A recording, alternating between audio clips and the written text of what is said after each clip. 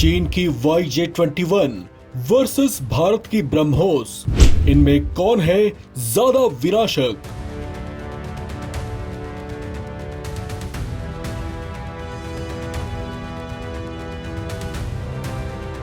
चीन कुछ दिन पहले बीजिंग के थियानमिन चौक पर दुनिया को बड़े शान से अपनी सैन्य ताकत का प्रदर्शन कर रहा था। चीन ने विक्ट्री डे परेड में अपनी अत्याधुनिक और घातक मिसाइलों और कई दूसरी सैन्य क्षमताओं की नुमाइश की थी। इस प्रदर्शन में चीन की एक खास मिसाइल YJ-21 ने पूरी दुनिया का ध्यान खींचा है। इसे चीन खुद किलर मिसाइल बताता है। YJ-21 कथित तौर पर मैक 6 की गति से चलती है, जो ध्वनि की गति से 6 गुना ज्यादा है, और दावा किया जाता है कि ये पारंपरिक वायु रक्षा प्रणालियों की पहुंच से बाहर लक्ष्यों पर तेजी से प्रहार करती है।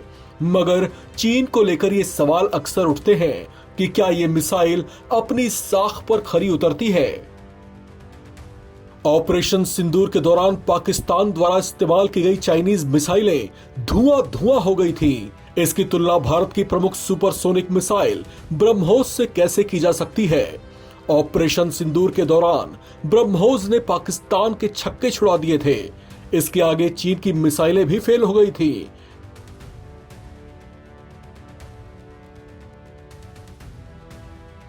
न्यूज 18 की एक रिपोर्ट के मुताबिक YJ-21 के पुराने एडिशन YJ-12 मिसाइल की मारक क्षमता अलग अलग बताई गई है।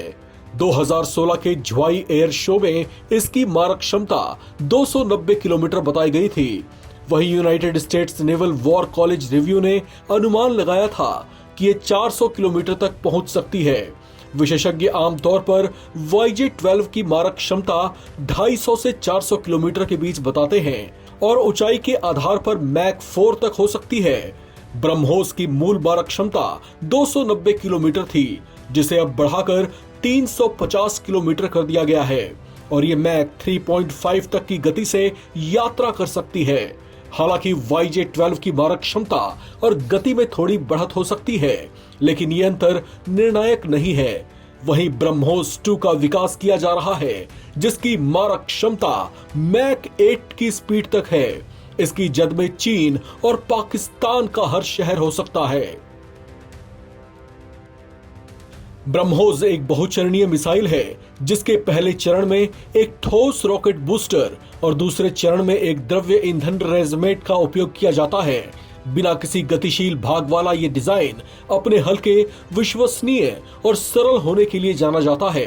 बूस्टर मिसाइल को क्रूज स्पीड प्रदान करता है, जिसके बाद रैमजेट अपनी ट्रेजेक्टरी पर बना रहता है। वहीं YJ-21 कथित तौर पर एक इंटीग्रेटेड रैमजेट सिस्टम का इस्तेमाल करता है, जिसके बारे में विशेषज्ञों का मानना है कि ये ब्रह्मोस के मल्टी स्टेप अप्रोच से कम प्रभावी हो सकता है।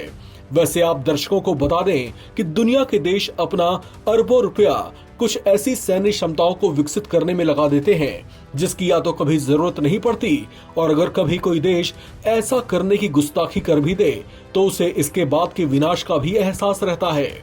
ऐसे में इस तरह की खतरनाक मिसाइल टेक्नोलॉजी विकसित करना किसी देश की शक्ति के प्रतीक के तौर पर ही होता है, लेकिन उसका प्रतिद्वंद्वी देश भी उसके समान सैन्य क्षमता इसीलिए विकसित करता है ताकि कोई दुश्मन देश उसे अपनी ताकत से डराने या दबाने की जरूरत न कर सके।